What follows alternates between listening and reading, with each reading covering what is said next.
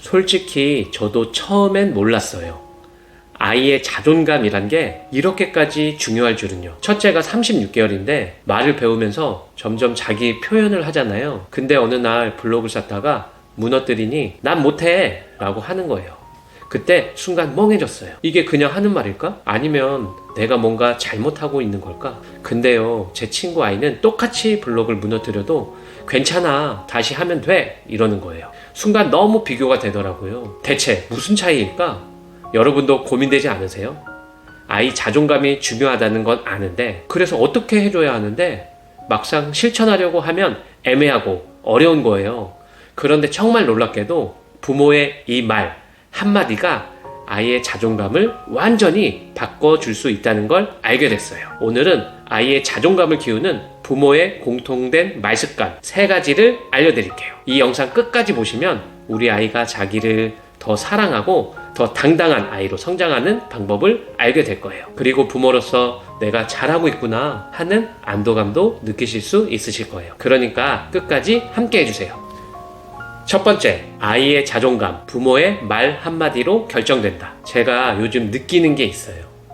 우리 아이가 난 못해 라고 말하는 순간 저도 모르게 아니야, 할 수 있어 라고 하잖아요.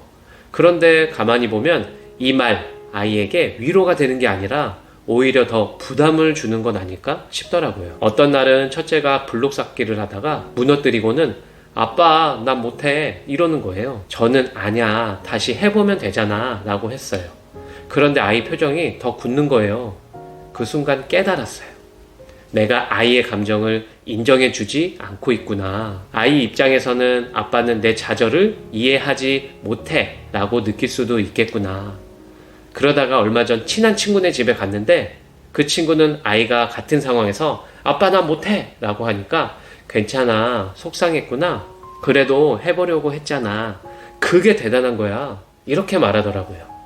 그 말을 듣고 그 아이는 조금 있다가 다시 블록을 쌓기 시작하는 거예요.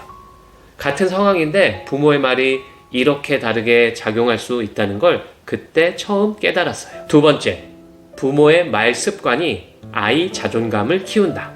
그래서 저는 요즘 의식적으로 이 3가지 말을 더 자주 하려고 노력하고 있어요. 첫 번째는 괜찮아, 실수해도 돼. 실패를 부정적으로 느끼는 아이들이 많아요.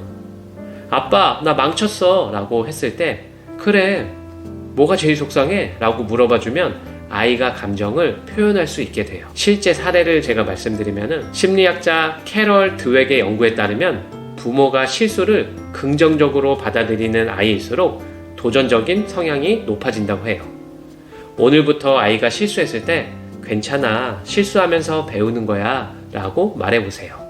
이 작은 변화가 아이의 자존감을 키워줄 거예요. 두 번째는 엄마 아빠는 내 편이야. 아이들은 부모의 반응을 보면서 자기 가치를 평가해요. 특히 속상할 때 아빠는 내 편이야 라는 말을 들으면 아이들은 나는 믿음직한 존재구나 라고 느껴요. 아동 발달 전문가 로라 마크엠에 따르면 부모가 조건 없이 아이를 지지한다고 느낄 때 아이는 정서적으로 더 안정된다고 해요.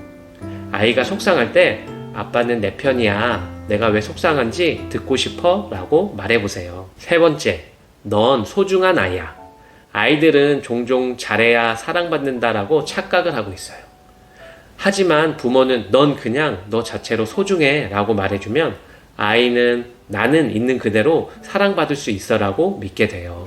저도 아이들에게 성취를 칭찬할 때가 많아요. 우와, 퍼즐 잘 맞췄네. 그런데 어느 날 문득 그런 퍼즐을 못 맞추면 대단하지 않는 걸까? 라는 생각이 들더라고요. 그래서 요즘은 그냥 넌 소중해 라는 말을 의식적으로 더 많이 해주려고 해요. 오늘 자기 전 아이에게 아빠는 내가 그냥 존재하는 것만으로도 소중해 라고 말해보세요. 세 번째, 완벽한 부모가 아니라 노력하는 부모면 충분하다.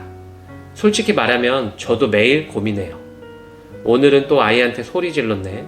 내가 좋은 아빠가 맞을까? 밤에 아이를 재워놓고 혼자 거실에 앉아있을 때면 괜히 미안하고 마음이 막 먹먹해져요. 그런데도 가끔 아이가 불쑥 이런 말을 해요. 아빠가 최고야. 아빠랑 있어서 좋아. 그 순간 깨달아요. 아, 나는 이미 내 아이에게도 충분한 아빠구나. 내가 완벽하지 않아도 이 아이는 나를 사랑하고 있구나. 여러분도 혹시 그러지 않나요? 육아가 버거워서 한숨 쉬다가도 아이들이 내 손을 잡고 내 품에 꼭 안길 때 그 순간만큼은 그래, 나는 좋은 부모야 라고 느껴지는 거예요. 우리는 다 완벽한 부모가 아니에요. 하지만 우리 아이들에게는 세상에 단 하나뿐인 가장 좋은 엄마 아빠예요. 그러니까 너무 걱정하지 마세요. 오늘은 충분히 잘하고 있어요.